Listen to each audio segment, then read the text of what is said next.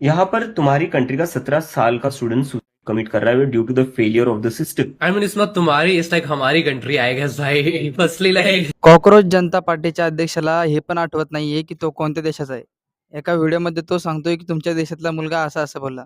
त्या व्हिडिओमधल्या मुलाने रिप्लाय दिला की हा तुझा पण देश आहे.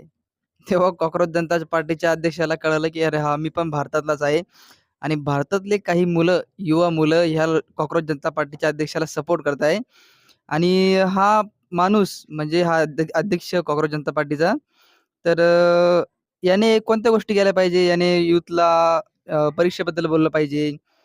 त्यांच्या बेरोजगारीबद्दल बोललं पाहिजे. युथच्या समस्यांबद्दल बोललं पाहिजे. नेमकं युथला काय पाहिजे? तर तो सांगतो इकडं, की मोदी आपण बी-जे-पीचे फॉलोअर्स कमी केले पाहिजे. आपण बी-जे-पीला अनफॉलो केलं पाहिजे.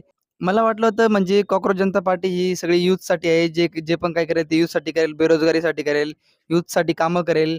तर याचं तर काही वेगळंच चालू आहे. म्हणजे ही फक्त एक युथसाठी लढणारी पार्टी नाहीये.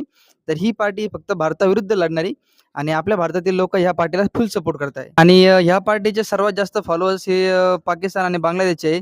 तर ह्या गोष्टीवरून आपल्या भारतातल्या युवा लोकांना समजलं पाहिजे, की हा माणूस भारतामध्ये काय घडवून आणणार आहे. ह्या अशा लोकांचं फक्त एकच ध्येय आहे, की बी-जे-पीला कसं तरी हटवायचं आणि भारत देशाला पुन्हा जसा टेररिस्ट अटॅक वगैरे व्हायचे, भारतावर जसे हल्ले व्हायचे, म्हणजे आपल्या काँग्रेसनी भारत कसा विकला. ह्या लोकांना फक्त भारताचे तुकडे-तुकडे होताना पाहिजे. भारत तेरे तुकडे होंगे. आता पुढचं काय ते तुम्ही समजून घ्या. तर मला एवढं सांगायचं फक्त युवा लोकांना अशा जाशामध्ये फसू नका. हे लोकं फक्त तुमचा वापर करून घेत आहे.